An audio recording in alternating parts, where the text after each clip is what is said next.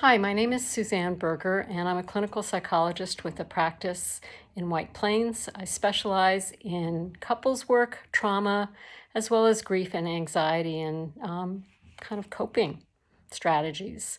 And I'm here to talk to you today about how to cope effectively with your partner through the pandemic and all the challenges that it's posing.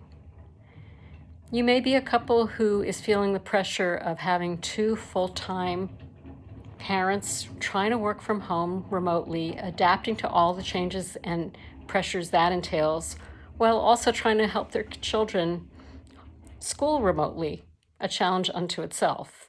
You may be a couple who's been together for 30, 40, maybe even 50 years, who have lived very rich, full lives and spent a great deal of time apart and outside of your home, and suddenly you're drawn together for hours and hours, and it may feel quite unfamiliar and strange.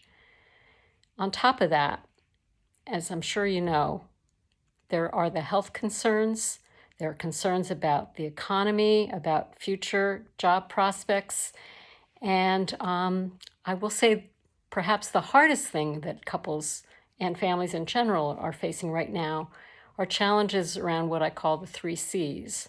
Those are control, certainty, and connection.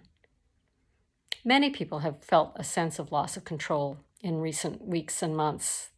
Suddenly the world isn't what we know it to be.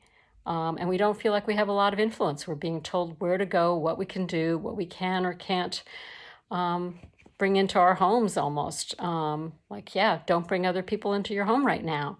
We're not used to giving up that sense of personal agency or control. And for many couples, they try to grab control then with one another. So it comes out in really petty ways around, are we going to do it your way or my way? And couples I've been speaking with sometimes talk about having very petty fights around control. Then there's the challenge around certainty, or really uncertainty. We don't know when these restrictions are going to end. We don't know how long they're going to go on for. We don't know what's going to happen with the economy. And we don't like uncertainty. We like to feel like we know what's happening. It is part of what soothes us. It is part of feeling like life is predictable and that we have a sense of where things are heading. And so for a lot of people, that stirs up sometimes very early life experiences as children of feeling like the world was a scary and unpredictable place.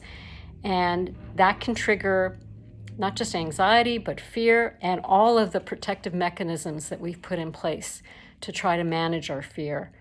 And between couples, that can sometimes come up as having these very strong protective parts of ourselves that get angry, that lash out, that want to push away, or that really want someone to be kind of an all-powerful figure that's going to take care of us and have all the answers.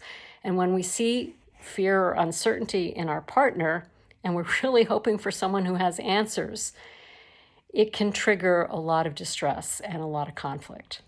And then there's the issue of connection. You may feel great connection with your partner, but if you're used to being out with family, with friends, with colleagues, the expectations that somehow now all of your needs for connection are going to be met either through your partner and immediate family in your household, or through Zoom or phone calls or FaceTime, it's not so likely to happen.